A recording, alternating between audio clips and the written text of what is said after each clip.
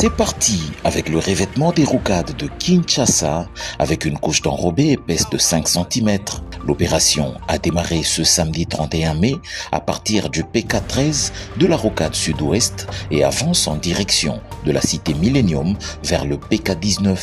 Nous sommes là sur l'une des zones où les travaux avaient été rapidement exécutés car l'espace était libre de toute occupation. À son arrivée sur les lieux, le ministre des Infrastructures et Travaux Publics, Alexis Gisaro Mouvouni, venu assister à cette étape cruciale de cette réalisation du gouvernement de la République, est accueilli par le directeur général de l'Agence congolaise des grands travaux, structure qui est son maître d'ouvrage délégué sur ce projet, l'ingénieur Nico Nzaou.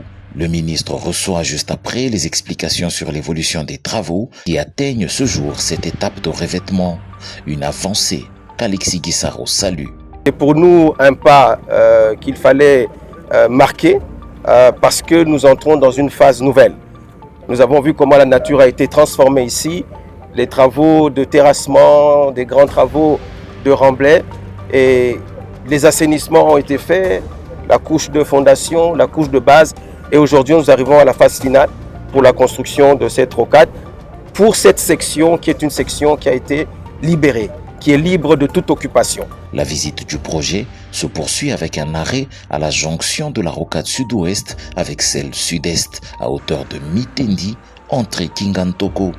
Ici, un échangeur à 3 niveaux sera construit afin d'éviter un conflit entre le trafic qui vient des rocades et celui de la route nationale numéro 1. Bien évidemment, il y a ici, comme à certains endroits de ce projet, des contraintes majeures liées aux expropriations. L'expropriation est un défi majeur dans ce projet.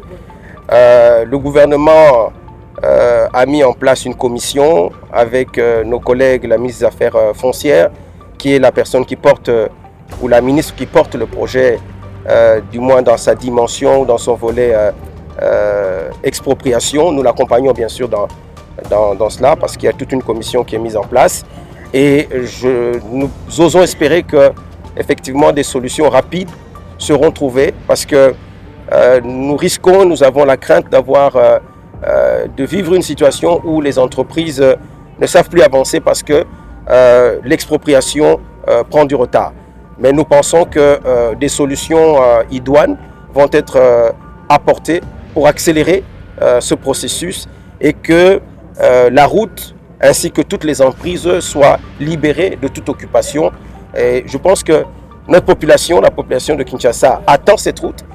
Elle-même, elle veut voir cette route arriver. Donc, les habitants qui vont subir ces expropriations nous semblent être dans de bonnes dispositions.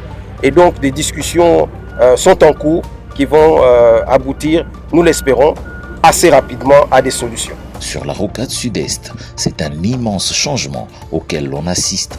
Une ouverture de l'emprise avec un rechargement en cours a été pratiquée du PK11 plus 500 au PK37 plus 500, soit 26 km concernés.